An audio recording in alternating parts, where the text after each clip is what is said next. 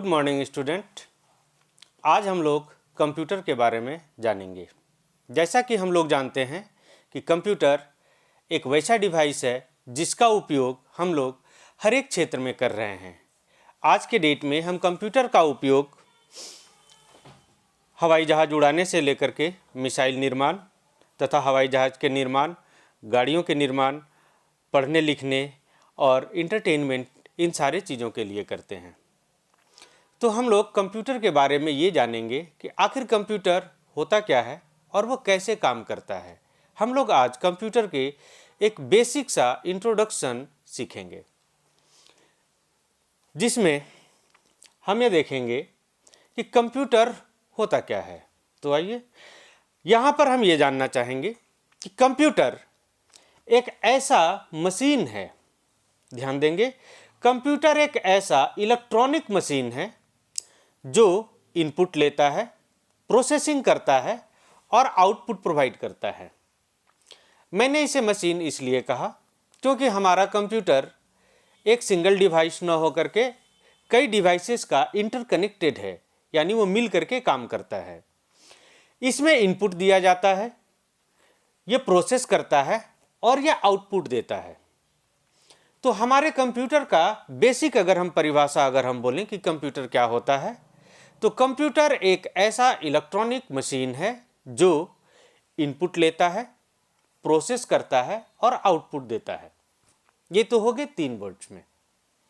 अगर हम इसी अपनी परिभाषा को थोड़ा सा और आगे बढ़ाएं तो हम ये देखेंगे कि ये इनपुट देता कौन है। तो अगर हम यहाँ पर बात करें तो हमारे पास यहाँ इनपुट देने वाला हमेशा एक यूजर होता है और आउटपुट देने वाला भी हमारे पास, यानी आउटपुट लेने वाला भी कौन होगा, तो यूजर होता है। तो अब अगर हम इन सारी चीज़ों को अपनी परिभाषा में शामिल करें तो हम ये पाएंगे कि कंप्यूटर एक ऐसा इलेक्ट्रॉनिक मशीन है जो यूजर से इनपुट लेता है, उसे प्रोसेस करता है और यूजर अंडरस्टैंडेबल फॉर्मेट में प्रोवाइड करता है, आउटपुट देता है। तो अभी अब हमने देखा, यहाँ पहले हम 3 चीज़ों पे थे, अब हम 4 वर्ड्स पे आ गए: इनपुट, प्रोसेसिंग, आउटपुट और यूजर। हम वापस अपनी परिभाषा पर आते हैं। कंप्यूटर एक ऐसा इलेक्ट्रॉनिक मशीन है जो यूजर से इनपुट लेता है, दिए गए इंस्ट्रक्शन के अनुसार प्रोसेस करता है और आउटपुट प्रोवाइड करता है। तो कंप्यूटर एक ऐसा मशीन है जो यूजर से इनपुट लेता है, दिए गए इंस्ट्रक्शन के अनुसार प्रोसेस करता है और आउटपुट प्रोवाइड करता है। अब हमारे पास इन सारे कामों को करने के लिए कंप्यूटर के पास वे कंपोनेंट्स होने चाहिए जो इनपुट प्रोवाइड कर सके, वे कंपोनेंट होने चाहिए जो प्रोसेसिंग कर सके और वे कंपोनेंट होने चाहिए जो आउटपुट प्रोवाइड कर सके। तो हमारे कंप्यूटर में अगर हम बात करें तो इनपुट डिवाइसेस होते हैं जो इनपुट को प्रोवाइड करते हैं कंप्यूटर के लिए, आउटपुट डिवाइसेस होते हैं जो कंप्यूटर से आउटपुट को यूजर को प्रोवाइड करते हैं। इंस्ट्रक्शन कंप्यूटर में यूजर के द्वारा भी फीड किया जाता है और साथ में वो पहले से फीड किया हुआ रहता है। तो आइए अब हम लोग कंप्यूटर के इनपुट डिवाइसेस के बारे में देखते हैं।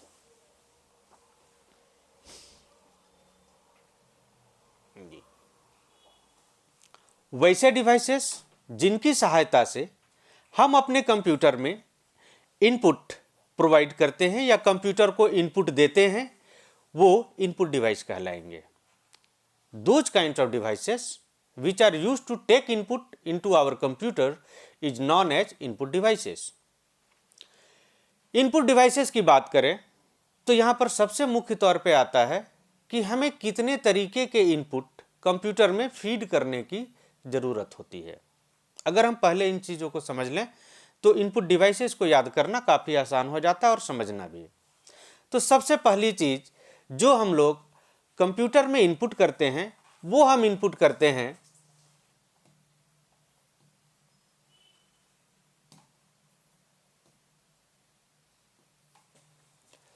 वो हम इनपुट करते हैं ABCD, कुछ नंबर 0 से लेकर के 9 तक तथा कुछ स्पेशल सिंबल। इन सारी चीज़ों की हम एंट्री अपने कंप्यूटर में करते हैं। ये अल्फ़ाबेट्स टेक्स्ट जन के नाम से जाने जाते हैं। इन अल्फ़ाबेट्स, नंबर्स और स्पेशल सिंबल को जो हम कीबोर्ड के थ्रू एंट्री करते हैं उसे हम जानते हैं किस नाम से? टेक्स्ट के नाम से। तो हम अपने कंप्यूटर में टेक्स्ट इनपुट करते हैं और टेक्स्ट इनपुट करने के लिए हमारे पास जो हमारा डिवाइस मौजूद होता है वो कहलाता है कीबोर्ड। जैसा कि आप यहाँ पर देख रहे हैं, हमारे कीबोर्ड में अल्फ़ाबेट्स हैं, नंबर्स हैं, कुछ कमांड्स हैं और साथ में स्पेशल कीज भी दिए हुए हैं। ठीक है। अगला हमारे पास होता है कि हम कंप्यूटर में कुछ पॉइंट आउट, जैसे हमारे पास यहाँ पर काफ़ी सारी चीज़ें, बहुत सारी कुछ चीज़ें लिखी हुई हैं, कुछ फिगर्स बने हुए हैं और अगर हमें किसी खास फिगर को बताना है तो वैसे केसेस के लिए हमारे कंप्यूटर में एक पॉइंटिंग डिवाइस होना चाहिए। जैसे हम यदि अभी कीबोर्ड की बात कर रहे हैं और कोई नहीं पहचान पा रहा हो कि कीबोर्ड कौन सा है, तो हम उसको इस तरीके से छू करके बताएंगे। तो वहाँ पर हमारे लिए एक डिवाइसेस यूज होता है जिसको माउस के नाम से जाना जाता है। माउस की बात करें तो इसके भी कई प्रकार होते हैं। शुरुआत के समय जो माउस आता था वो आता था रबड़ व्हील माउस। उसके बाद हमारे पास आता, उसमें स्क्रॉल की फैसिलिटी नहीं होती थी। हम यहाँ पर माउस को देख रहे हैं, जिस प्रकार माउस को इस तरीके से आप पकड़ेंगे जिसमें ये लेफ्ट क्लिक कहलाता है, ये राइट क्लिक कहलाता है और ये आपके पेज को ऊपर नीचे आगे बढ़ाने के लिए इसको स्क्रॉल के नाम से जाना जाता है। अभी हम जिस प्रकार के माउस का उपयोग करते हैं उसे ऑप्टिकल माउस के नाम से जाना जाता है। आगे हम बात करें तो इसमें हम अपने कंप्यूटर में एक और चीज़ इनपुट करते हैं, जैसे कि अपनी आवाज़। आप बहुत अच्छा गाना गाते होंगे और आप चाहते हैं कि आप उसको संजो करके स्टोरेज करके रखें। तो वैसे कामों के लिए हमारे पास जो डिवाइस उपयोग होता है उसे हम माइक्रोफोन के नाम से जानते हैं। तो हमारा कंप्यूटर में जो इनपुट डिवाइस, वैसा इनपुट डिवाइस जो ऑडियो इनपुट के लिए रिस्पॉन्सिबल है उसे माइक्रोफोन के नाम से जानते हैं।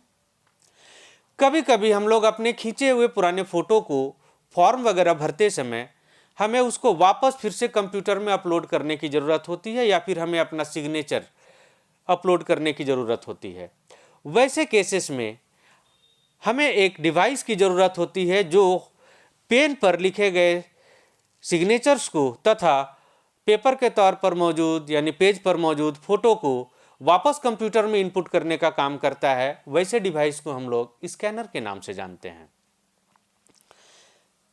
कभी कभी हमें, अब हम आगे चलते हैं, हम एक और डिवाइस को देखते हैं जिसे हम वेबकैम के नाम से जानते हैं। वेबकैम एक ऐसा डिवाइस होता है जो लाइव वीडियो कैप्चर के लिए उपयोग होता है। तो यानी जब हमें अपना वर्तमान स्थिति में कोई वीडियो फीड कंप्यूटर में इनपुट के तौर पे देना होता है, जैसे जब हम वीडियो कॉलिंग कर रहे होते हैं, तो वैसे केसेस के लिए जो डिवाइसेस हमारे पास उपयोग में आता है वो कहलाता है हमारा वेबकैम। तो हमने देखा अभी कि इनपुट डिवाइस इस बात पर निर्भर करते हैं कि हमें किस तरीके के इनपुट की ज़रूरत है। तो इनपुट के तौर पे टेक्स्ट इनपुट के लिए हम लोग कीबोर्ड का उपयोग करते हैं, पॉइंटिंग इनपुट के लिए हम लोग माउस का उपयोग करते हैं, ऑडियो इनपुट के लिए हम लोग माइक्रोफोन का उपयोग करते हैं, ग्राफिक्स से वापस कंप्यूटर को इनपुट करना हो यानी हार्ड कॉपी वाले तो हम उसके लिए हम स्कैनर का उपयोग करते हैं और लाइव वीडियो के लिए हम लोग वेबकैम का उपयोग करते हैं। तो अब हम आगे देखेंगे कि आउटपुट डिवाइस। आउटपुट डिवाइस एक ऐसा डिवाइस होता है जो कंप्यूटर के द्वारा किए गए काम को हमें वापस प्रोवाइड करता है। हम जो डेटा, जो इनपुट उसे देते हैं, उस इनपुट को ले करके उसे प्रोसेस करके जब वो कोई आउटपुट जनरेट करेगा तो वो हमें किस फॉर्म में देगा। तो उसके लिए वो आउटपुट प्रोवाइड करने के लिए हमारे पास जो डिवाइसेस मौजूद होते हैं उसे हम लोग आउटपुट डिवाइसेस के नाम से जानते हैं, जिसमें से कि सबसे पहला होता है मॉनिटर। जब भी आप अपने कंप्यूटर पर काम कर रहे होंगे तो उस समय हम जो भी काम कर रहे हैं, चाहे हम कुछ टाइप कर रहे हैं, चाहे मूवी देख रहे हों या फिर कोई पेंटिंग बना रहे हों, तो सबसे पहले हमारा जिस चीज़ पे हम उसको देख रहे होते हैं वो कहलाता है हमारे पास आपका मॉनिटर। ठीक है, इसके बाद यहाँ पर हमारे पास एक आता है प्रिंटर। प्रिंटर की बात करें तो प्रिंटर की बात करने से पहले हम एक और चीज़ को ध्यान देंगे। आउटपुट दो प्रकार के होंगे, एक कहलाएगा हार्ड कॉपी आउटपुट और दूसरा कहलाएगा soft copy output. Soft copy output में हम सिर्फ देख सकते हैं, सुन सकते हैं, महसूस कर सकते हैं, लेकिन हमारे हाथ में कुछ नहीं आएगा। तो हमारा मॉनिटर एक सॉफ्ट कॉपी आउटपुट डिवाइस है। इसमें हम लोग पिक्चर भी देख सकते हैं अपना, कहीं आप घूमने के लिए गए, आपने जो फोटो खींची आप उसको मॉनिटर पर देख सकते हैं।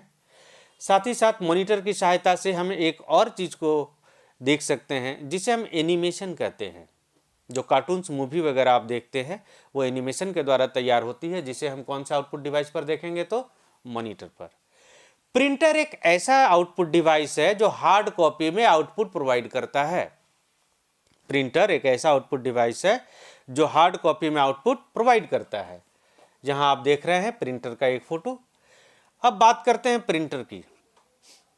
प्रिंटर एक वैसा डिवाइस है जो सबसे पहले उपयोग में लाया जाता था और अभी भी उपयोग में है। प्रिंटर हम लोग मुख्य तौर पर 3 क्वालिटी के उपयोग करते हैं। आपने रेलवे टिकट काउंटर पे और बैंक में प्रिंटर देखे होंगे जो कर्र कर्र की आवाज़ के साथ चलता है, उसे हम लोग डॉट मैट्रिक्स प्रिंटर कहते हैं। उसमें जो प्रिंटिंग होती है वो डॉट के फॉर्म में होती है। उदाहरण के तौर पे अगर हम यहाँ पर देखें, यानी अगर हमें ए लिखना हुआ तो वो ए कुछ इस तरीके से लिखाएगा। इसको हम लोग डॉट मैट्रिक्स प्रिंटर कहते हैं। ठीक है, दूसरा हमारे पास जो प्रिंटर होता है उसमें लिक्विड इंक का उपयोग किया जाता है और उसे हम लोग इंकजेट प्रिंटर के नाम से जानते हैं। तीसरे तौर के प्रिंटर की बात करें तो वो तीसरे तौर का प्रिंटर यानी जो होता है वो कहलाता है हमारे पास लेजर प्रिंटर। लेजर प्रिंटर में सूखे इंक का प्रयोग किया जाता है जिसे हम लोग टोनर के नाम से जानते हैं। और वो टोनर 3 चीज़ों का मिश्रण होता है, आयरन डस्ट, कार्बन ब्लैक और साथ में प्लास्टिक। ठीक है, यानी जो सूखे इंक होते हैं वो 3 चीज़ों से मिल करके बने होते हैं। आगे चल के जब प्रिंटर हम लोग आगे पढ़ेंगे तो हम लोग उसमें देखेंगे। हमारे पास कभी कभी अब मॉनिटर के साथ एक दिक्कत यह है कि मॉनिटर का साइज बहुत ज़्यादा बड़ा नहीं हो सकता तथा काफ़ी महंगे हो जाते हैं और हमें कभी कभी 200-300 लोगों को कुछ चीज़ें दिखानी पड़ती है, तो वैसा मॉनिटर हमेशा पॉसिबल नहीं हो पाता। इसीलिए हम मास लोगों को यानी भीड़ को कुछ चीज़ दिखाने के लिए हम लोग एक डिवाइस का उपयोग करते हैं जिसे प्रोजेक्टर के नाम से जाना जाता है। तो प्रोजेक्टर एक ऐसा डिवाइस है जो वीडियो आउटपुट को किसी स्क्रीन पर शो करता है। हमारे पास आउटपुट डिवाइस के तौर पर एक और चीज़ मौजूद है जिसे हम लोग वर्चुअल रियलिटी हेडसेट के नाम से जानते हैं। आपने गेम खेला होगा या आपने गेम देखा होगा। तो कंप्यूटर पे चलने वाले गेम जो होते हैं वो आपको 2D में दिखते हैं, यानी आपको दिखेगा कि आपको वो महसूस होगा कि वो आपको कंप्यूटर के मॉनिटर पर दिख रहा है। लेकिन जब आप ऐसा चाहते हैं कि वह आप खुद उस गेम का हिस्सा हैं, आप इस तरीके से देखना चाहें तो उसे वर्चुअल रियलिटी के हेडसेट में हम लोग देखते हैं। वर्चुअल रियलिटी के हेडसेट में यूजर को यह महसूस होता है कि वो खुद उस गेम का या उस कार्यक्रम का हिस्सा है। तो इस तरीके से आउटपुट डिवाइस को अगर हम बात करें तो हमारे पास यहाँ पर एक आउटपुट डिवाइस और आता है, ऑडियो। हमारे द्वारा बोली जाने वाली चीज़ों को अगर हम आउटपुट के तौर पे लें तो वो स्पीकर से आता है। वो यानी हम जो गाना सुनते हैं वो किस में आएगा तो स्पीकर से आएगा। हम जो बोलेंगे आउटपुट के तौर पे कौन प्रोवाइड करेगा, स्पीकर। तो सॉफ्ट कॉपी में audio video picture soft copy में टेक्स्ट, वीडियो और पिक्चर्स, ग्राफिक्स, इन तीनों का आउटपुट देने के लिए मॉनिटर है और प्रोजेक्टर है। ठीक है, आप वर्चुअल रियलिटी हेडसेट का भी उपयोग कर सकते हैं। हार्ड कॉपी में आउटपुट देने के लिए हमारे पास प्रिंटर है तथा ऑडियो आउटपुट करने के लिए हमारे पास एक ही डिवाइस है जो हमारा स्पीकर कहलाता है।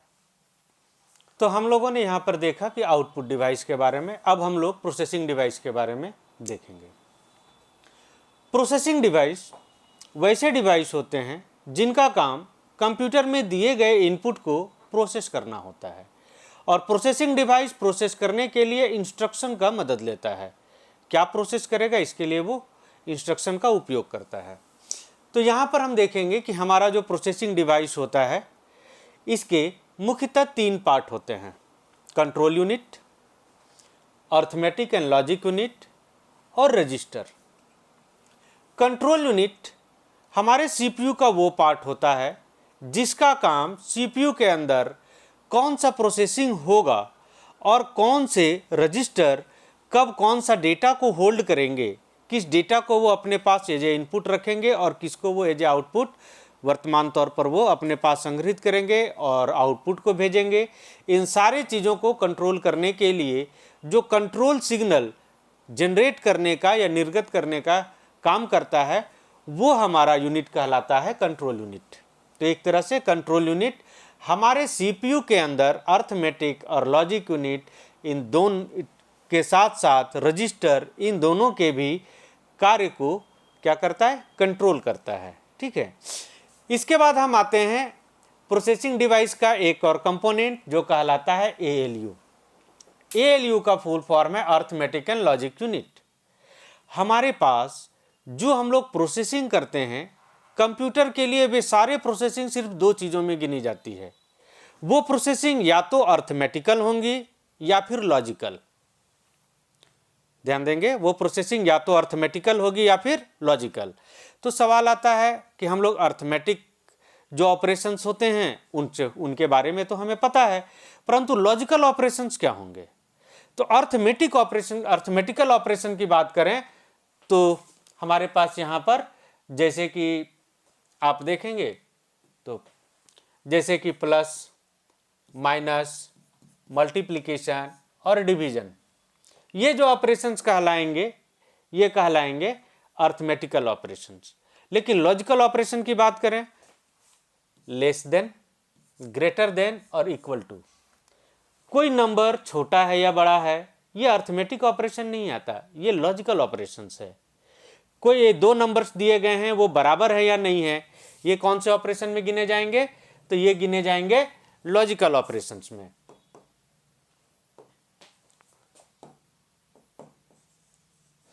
तो अब हम यहां पर देखते हैं जिस प्रकार से कि हमारे जो ऑपरेशंस हैं यानी अर्थमेटिक होते हैं और लॉजिकल होते हैं। तो हमारे सीपीयू के अंदर एएलयू का काम अर्थमेटिक ऑपरेशन को भी परफॉर्म करना होता है और साथ ही साथ लॉजिकल ऑपरेशन को भी परफॉर्म करना होता है। जब हम अर्थमेटिक ऑपरेशन को परफॉर्म कर रहे हैं तो उस समय सीपीयू को कुछ इंटरमीडिएट रिजल्ट, इसका मतलब बीच में किए गए गणनाओं को, बीच में किए गए प्रोसेसिंग को टेम्पररी तौर पर स्टोर करने की ज़रूरत होती है। उदाहरण के तौर पे अगर हम बात करें, यहाँ पर हमने आपको दिया 2 + 2 + 3 + 4 + 5। सीपीयू उसको हम अगर आप जोड़ते हैं तो आप 2 + 2 4, 4 + 3 आपका हो गया 7, 7 + 4 11, 11 + 4 11 + 5 हो गया 16। तो आप जो नंबर्स जो आप जोड़ रहे हैं, एक बार में 2 नंबर्स को जोड़ रहे हैं। हमारा सीपीयू भी एक बार में 2 नंबर्स को जोड़ेगा और उस जो इंटरमीडिएट जो हमारे पास जो रिजल्ट आता है, जैसे ये जो 4 आया, इस 4 को वो टेम्पररी तौर पर कहाँ रखेगा, तो इस 4 को वो टेम्पररी तौर पर हमारे पास रजिस्टर में रखेगा। फिर वो दूसरे रजिस्टर में 3 लेगा, उसको आपस में जोड़ेगा और इसके बाद जो रिजल्ट आता है उसको भी वो कहाँ रखेगा, तो रजिस्टर में रखेगा। तो इस प्रकार हम ये देख रहे हैं कि हमारे पास इसका काम उन सारे चीज़ों को जो बीच में जो प्रोसेसिंग हो रही होती है उन सभी चीज़ों को एट ए टाइम प्रोसेसिंग करते समय जो स्टोरेज जो प्रोवाइड करता है सीपीयू के अंदर, वो हमारा रजिस्टर के नाम से जाना जाता है। ये रजिस्टर हमारे सीपीयू के अंदर मौजूद सबसे फास्टेस्ट मेमोरी होती है, क्योंकि ये रजिस्टर जितना फास्ट होगा हमारा सीपीयू उतना फास्ट प्रोसेस कर पाएगा। तो हम लोगों ने अब देखा कि प्रोसेसिंग डिवाइस के कितने पार्ट्स होते हैं। आइए हम इन चीज़ों को एक डायग्राम के थ्रू समझते हैं। ये हमारा सेंट्रल प्रोसेसिंग यूनिट का एक डायग्राम है जिसमें कंट्रोल यूनिट है, ALU है और मेमोरी यूनिट है, ये आपस में जुड़े हुए रहते हैं और ये पूरा का पूरा हमारा CPU यूनिट कहलाता है। ये CPU यूनिट इनपुट लेता है, इनपुट लिए गए इनपुट को हमारा CPU यूनिट प्रोसेस करता है और प्रोसेस करने के बाद उसे क्या करता है, आउटपुट के तौर पे यूजर को प्रोवाइड करता है। जैसा कि हमने देखा कि हमारे पास कंप्यूटर के कितने पार्ट्स थे शुरुआत में, तो कंप्यूटर के 3 पार्ट्स थे, इनपुट, प्रोसेसिंग और आउटपुट। और प्रोसेसिंग के लिए जिस चीज़ की सहायता हमने ली वो था हमारा इंस्ट्रक्शंस। आप इस वीडियो को वापस करके उसको वापस जाके देख सकते हैं। यहाँ पर हमारे पास तो इस तरीके डायग्राम से हम उम्मीद करते हैं कि आपको समझ में आ गया होगा। आज हमने जिन चीज़ों को सीखा उस पर हम एक चर्चा कर लें। हमने सीखा कि कंप्यूटर एक इलेक्ट्रॉनिक मशीन है जो यूजर से इनपुट लेता है, दिए गए इंस्ट्रक्शन के अनुसार प्रोसेस करता है और यूजर को समझने लायक फॉर्मेट में आउटपुट प्रोवाइड करता है। साथ ही साथ हमने ये देखा कि इनपुट कितने प्रकार के होते हैं तथा उसके लिए कौन कौन से डिवाइसेस उपयोग होते हैं। इसके बाद हमारे पास हमने देखा कि आउटपुट कौन कौन से होते हैं, आउटपुट के कौन कौन से डिवाइसेस हैं, तथा साथ ही साथ हमने देखा कि प्रोसेसिंग में जो प्रोसेसिंग डिवाइस का उपयोग करते हैं जिसे CPU के नाम से जाना जाता है, उसके कौन कौन से पार्ट्स थे। Thank you.